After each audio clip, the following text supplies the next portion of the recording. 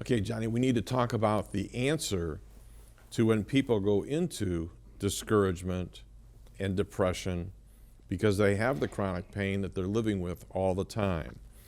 And one of the verses that is keen to you is Philippians 1:3. Every time I think of you, I give thanks to my God. That verse inspires me so much because just look at the context.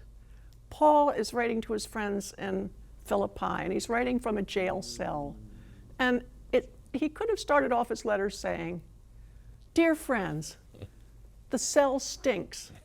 It's ice cold in here. The food is awful.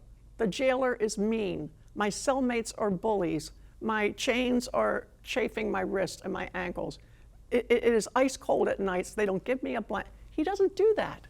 He doesn't start off his letter with a list of complaints, which is so much like I will do.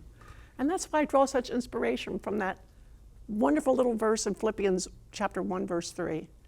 Paul starts off his letter saying, "I thank my God every time I remember you."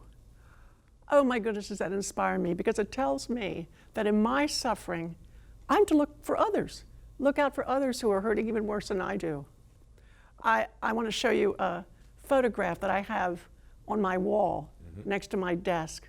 Every time I wheel into the office of Joni and Friends every morning, I look at this photograph. It's of an African man that we met. In Ghana, he had fallen out of a tree, broke his back, laid by the side of the road, in a place where no hospitals, no clinics, no ambulance came running after him. He laid there for some hours before his friends found him and dragged him back home. And now he sits in this one position in intractable pain. And when I wheel up to my desk and I look at that photograph, it's a vivid picture to me that, well, Philippians chapter 2, verse 14, do everything without complaining. What? Does the Bible really expect me to do that? Do everything without complaining. Michael just alluded to the fact that we learn about God from taking him at his word.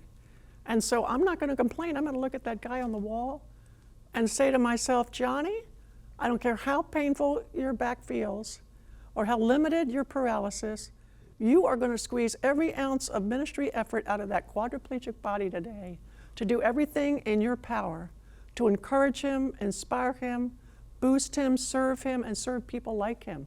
1 billion people with disabilities in the world live like he does, 80% of them in developing nations. And here I sit in America with a nice wheelchair and food at the table and friends to support me. Dare I hoard those blessings to myself? I mean, I want to be like Abraham. I want to be a blessing to the nations. I want to pass it on. I want to get the blessing off my lap like a hot potato and encourage somebody else whose situation is much more difficult than mine. And John, nothing helps my depression better. The depression just seems to dissipate when I get up in the morning, take a shower, get dressed, go out the front door and find somebody in the community who's hurting worse than you are. It's the advice I give people with disabilities far more difficult and far more restrictive than mine. And it's the advice I would give our friends even today.